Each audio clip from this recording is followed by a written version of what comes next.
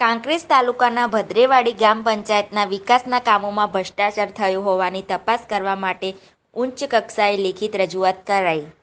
કાંકરેજ તાલુકાના ભદ્રેવાડી ગામના એક જાગૃત નાગરિક અરજદાર શાહ ભાવિકકુમાર સુરેશભાઈ દ્વારા કરવામાં આવેલી એક આરટીઆઈની માહિતી ભદ્રેવાડી ગ્રામ પંચાયત કાંકરેજ તાલુકાના પંચાયત કચેરીમાં માંગેલ અને માહિતી ન મળતા અપીલ કરવામાં આવી હતી, જેમાં પણ અરજદારને કોઈ પણ પ્રકારની માહિતી ન મળતા હવે જિલ્લા કલેક્ટર બનાસકાંઠાને લેખિત રજૂઆત કરવામાં આવતા ભારે ચર્ચાનો વિષય બન્યો છે.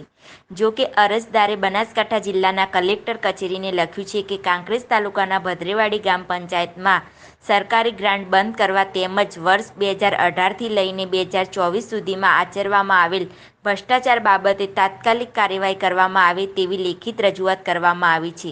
જો કે હજુ સુધી અરજદારે 15/4/2024 માંગેલ માહિતી મળી નથી અને 24/5/2024ના રોજ કાંકરેજ તાલુકામાં વિકાસ અધિકારીને અપીલ કરવામાં આવી હતી, જેમાં પણ અરજદારને કોઈ પણ પ્રકારની માહિતી મળી ન હોવાથી અરજદાર શાહ ભાવિકકુમાર સુરેશભાઈએ બનાસકાંઠા જિલ્લા કલેક્ટર કચેરીએ પહોંચીને ઉપરોક્ત તમામ બાબતો અંગે ઝડપી કાર્યવાહી કરવામાં આવે તેવી લેખિત રજૂઆત સાથે માંગ કરી છે.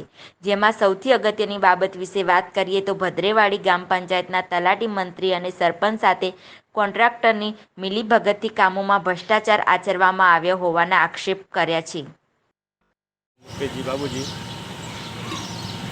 ભ્રષ્ટાચાર से 2018થી આઈટીઆઈ કરેલ છે, હજી કોઈ જવાબ આવ્યો નથી.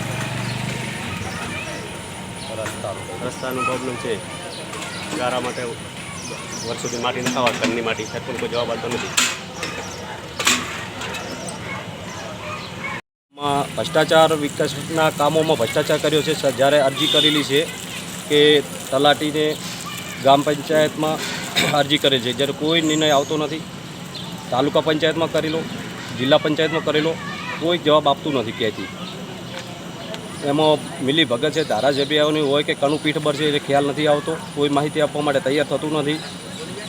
જ્યારે બી અરજીની માફક જ્યારે બી અરજી મોકલાઈ છે, 3 વખત અરજી કરેલી છે.